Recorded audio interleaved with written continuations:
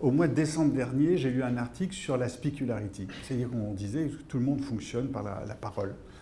Et donc j'avais deux idées. La première, c'est quel est le développement de cette specularity. On a entendu beaucoup parler ces derniers jours avec ce que faisaient les GAFA et Microsoft, tout ce qui est les outils de la parole. Et le deuxième, je me suis dit, mais on va aller plus loin, on va aller sur la singularity, c'est-à-dire de la pensée. On va parler de la singularity. C'est un petit peu compliqué, donc il faut qu'on revienne à l'origine des choses. À l'origine des choses, c'est Dieu. Et Dieu a créé l'homme. Oui, alors là, c'est une autre question, parce que Dieu est noir, oui, elle l'est. Mais c'est une autre question. Ça a été l'humanité. Je vais vous expliquer après pourquoi je suis passé à l'anglais. Après la création de l'humanité, Ray Kurzweil, en 2046, il a créé, vous le savez tous, la singularité. Singularity. Donc ça, c'est pour dans 10 ans, enfin j'espère que c'est le 9 juin, mais on verra ça un peu plus tard. La question qui se pose, c'est bien sûr comment on va de l'un à l'autre. Et aujourd'hui, c'est le temps de la singularity. Donc en anglais, parce que la pensée-alité, c'est pas beau. Donc c'est pour ça que je prends le mot anglais. Comment passe-t-on de l'humanité à la singularité en passant par la singularity? C'est là toute la question que je voulais soulever avec vous aujourd'hui. Il y a un autre Dieu, c'est Jobs, Steve Jobs. Et Steve Jobs, il a créé ce qui est là au milieu, vous voyez le trou. Il a créé le lien entre Dieu et l'homme. C'est-à-dire, c'est lui qui a créé le doigt, ce fameux doigt qui nous sert à tout faire sur les smartphones il y a 20 ans. Et c'est ce qu'on a appelé la fingularity. Donc, il a travaillé sur le doigt et les tablettes, et il a transmis les tablettes à l'homme. Amen.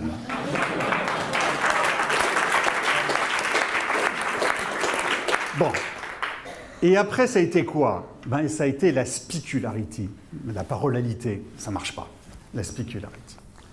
La specularity, c'est quoi? C'est « Dis Siri, appelle Philippe ». Alors, tous ceux qui n'ont pas réglé leur téléphone portable, ils sont en train de m'appeler. Il n'y en a qu'un seul sur le téléphone, c'est moi. C'est-à-dire qu'aujourd'hui, avec la parole, on traite tout. Enfin, aujourd'hui, en 2016, on traite tout. On traite le smartphone, on traite l'ordinateur, on communique par la parole. Alors, c'est sympathique de communiquer par la parole. Mais, Thierry, il m'a changé l'image, là. C'est pas celle-là que j'avais vue. Oui, c'est celle-là, pardon. C'est un peu mieux quand même, hein. Franchement, alors le problème qu'il y a avec la specularity, c'est que quand on se balade dans la rue, tout le monde parle. On dit, mais ils sont timbrés, là, ils parlent tout seuls. Oui. Au bureau, tout le monde parle. Dans la voiture, tout le monde parle. Sur le vélo, tout le monde parle. Et là, ça commence à faire beaucoup. Bon, c'est sympathique, mais quand même. Et c'est là où on atteint l'étape suivante. On va passer de la specularité à la singularity. Je vais essayer de vous le montrer. Ah ben voilà l'image que je voulais tout à l'heure. Parce qu'il y a la langue, il y a le cerveau. Et le cerveau, c'est la pensée. Donc comment passe-t-on à la singularity? Aujourd'hui, en 2036, la médecine a effectué des bonds considérables. Donc d'ailleurs, certains bonds, tu as évoqué Thierry, sont tout à fait exacts. Je vous ai mis là plein de choses. On en est à la médecine personnalisée. On en est aux médicaments personnalisés. On en est à l'alimentation personnalisée. On en est à l'impression 3D de tout ce que l'on peut avoir dans le corps pour le remplacer. Mais je voudrais juste m'arrêter aux deux dernières choses qui sont importantes. C'est la résolution d'une des grands drames de l'humanité depuis au moins 2016 et même avant. C'est la fertilité humaine. On a résolu le problème de la fertilité de l'homme. Et ça, c'est presque pas une plaisanterie. Et le deuxième point, c'est qu'on a traité le mal du siècle, qui avait déjà démarré au XXe siècle, qui est le mal de dos, le mal des douleurs, etc., en implantant des petits LED. Et c'est terminé, on n'a plus besoin d'antalgiques. Mais dans ce que je vous ai montré, le plus important, c'est qu'un fragment d'ADN peut contenir 300 000 téraoctets d'informations. Il y a 20 ans, lorsque vous aviez un disque dur qui avait 1, 2 ou 3 téraoctets, vous étiez content. Il y a 10 ans, lorsqu'il avait quelques dizaines de téraoctets, c'était génial. et maintenant on arrive péniblement à quelques centaines. C'est-à-dire que l'ADN humaine, le corps entier avec son ADN, a une capacité de stockage d'informations absolument gigantesque. Et c'est vers cela qu'on tend. L'ADN est notre mémoire numérique personnelle. On n'a plus besoin d'aller sur Internet, on a sur soi tout ce que l'on veut trouver. On est passé du data center à l'human center. Ceux qui sont passés sur la route, là tout à l'heure, la 86, je ne sais pas si vous avez vu, mais le vieux data center qui a été construit en 2014, détruit. Il y en a beaucoup comme ça. Aujourd'hui, en 2036, c'est autre chose qui est important. On l'a vu parler tout à l'heure avec les gens de Valeo. Les ondes sont partout. Et Thierry aussi l'avait soulevé sur un aspect qui est très important des ondes. C'est le système dominant aujourd'hui. Tout est onde. Tout ce qui est dans l'homme est capable de passer aujourd'hui par l'onde. Alors bien sûr, la voix, l'ouïe, la vue, le toucher, on en a parlé tout à l'heure, mais l'odorat, alors l'odorat, on a cherché longtemps, ça y est, l'odorat est onde. Et puis, vous connaissez tous Olev, bon, ça date de 2010 à peu près. La Witricity, c'est à peu près de la même époque. Aujourd'hui, l'électricité se transmet par les ondes. On n'a plus ce qui nous encombrait les pieds dans les années 2010-2015, des fils électriques qui traînent partout. Le câble électrique qui devrait faire 18 km pour aller sur une plateforme aérienne, mais c'est terminé, mon bras il est parti d'ailleurs. Bon, mais c'est terminé, à quoi ça sert? On fonctionne par ondes. C'est beaucoup plus simple que tous ces câbles qui se baladent partout. Le troisième point qui est fondamental, c'est qu'effectivement, l'homme est central dans notre humanité. L'homme est central, pourquoi? On est passé de l'économie verticale à l'économie collaborative et ensuite l'économie autonome. L'économie verticale, c'est quoi? C'est cette ancienne société que l'on appelait à l'époque Orange. C'est la caricature même de l'économie verticale. Bon, ils ont fusionné, ils ont changé de métier d'ailleurs. Bon, mais il y en a beaucoup encore. Ça représente quand même 80% des entreprises. Et puis il y a l'économie collaborative, qui était une anecdote des années 2010-2020. Puis maintenant, c'est l'économie autonome. L'économie autonome, elle se rattache à l'homme pour deux raisons essentielles. La première, c'est le niveau d'éducation du monde. Aujourd'hui, en 2036, il y a environ 9 milliards de terriens. 80% de ces terriens ont ce que le brave Chevènement, que Dieu ait son âme, appelait le niveau bac. C'est-à-dire qu'il y a aujourd'hui plus de 7 milliards de personnes qui sont du niveau bac sur Terre. Ils ont un niveau d'éducation très élevé.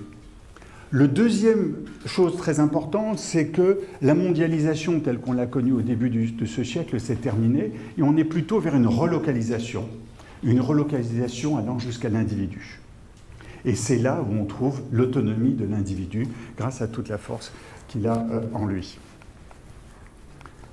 Alors la singularity, venons-en à cette définition. On sent ce besoin d'autonomie de l'homme. La singularity, c'est quoi? C'est la faculté de l'homme de penser par ses ondes intérieures pour communiquer ses données avec des personnes extérieures. Et bien sûr, réciproquement. Rendez-vous compte de ce qui se passe. Transmettre par la pensée. Le deuxième point que je voulais apporter là, c'est que comme on a en l'homme tous les éléments, les objets connectés ont disparu. Les ordinateurs, les téléphones ont disparu. Je vous montre là quelque chose qui avait 20 ans. Mais ça a disparu, c'est aux poubelles de l'humanité. Ça n'existe plus. Puis la sécurité de type blockchain. Je ne vous donne pas le nouveau mot parce que sinon vous allez diffuser et le déposer. Mais c'est la sécurité blockchain qui existe sur l'individu lui-même qui est autonome et comme on le voit dans ce système. Alors comment ça fonctionne? Et vous avez compris. Ceci n'est pas un clin d'œil. Ceci est un clic d'œil. C'est le fonctionnement de la singularity. Un clic, vous dites à quelqu'un, vous allez communiquer. 2 clics, vous allez transmettre le dossier. Je voudrais qu'on fasse une expérience ici. Mais si, Tournez-vous vers la personne qui est à votre droite. Mais il ne faut pas que tout le monde se tourne à droite. D'accord? Tournez-vous vers... Tournez-vous vers la personne qui est à votre gauche. Voilà. Vous tournez vers la personne qui est à votre gauche. Vous allez lui parler. Donc, vous lui faites un clic d'œil. Essayez. Merci, c'est parfait. Vous allez lui transmettre un dossier, vous lui ferez un double clic. Alors, vous pouvez choisir, selon la nature du dossier, un double clic à gauche ou un double clic à droite. Mais là, je vous laisse retenir les choses, faites-le comme vous voulez. Bien. Vous choisissez votre œil, la personne à gauche, faites-lui un simple clic. Parfait. Maintenant, un double clic. Ça n'a pas très bien marché. Juste une chose, maintenant, ce que vous allez faire, vous allez prendre votre main droite et la pousser vers la personne qui est sur votre gauche. Voilà. Allez-y, fortement. Ah, j'ai entendu quelques aïe. Non, voilà, je vais vous expliquer ce qui s'est passé. Effectivement, cette expérience ne peut pas tout à fait réussir parce que beaucoup d'entre vous, ici dans la salle, sont des hologrammes. Donc, on ne peut pas communiquer directement avec un hologramme. C'est vraiment stupide. Le clic d'œil fonctionne avec la personne physique elle-même existante. C'est-à-dire qu'en réalité, vous avez transmis à cette personne qui peut être à 100 ou 200 km d'ici. Ben c'était pas mal quand même. Hein. Mais il y a beaucoup d'hologrammes dans la salle qui sont inscrits. Alors, comment on va de l'un à l'autre? Et bien sûr, vous avez remarqué que ce n'est pas la specularity, parce qu'on n'est pas à l'époque du gras, mais c'est la spicularity dont je voulais parler. Ben oui, mais je dis ça pour ceux qui avaient remarqué la faute d'orthographe. Bien. Donc, vous avez vu ce qui est là, mais ce qui est la chose la plus importante qui soit, et on en a entendu beaucoup dans nos différents rapports, dans tout ce qui a été développé dans les keynotes précédents.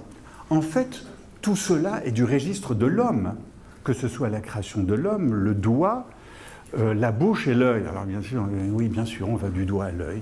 Bon. Et la singularité, c'est quoi là-dedans? Qu'est-ce qui nous veut bien ce bon Kurtz? Enfin, Ray Kurzweil, qu'est-ce qui nous veut bien? Bien, en réalité, ce qu'il n'a pas compris, c'est que l'homme porte en lui la technologie de demain.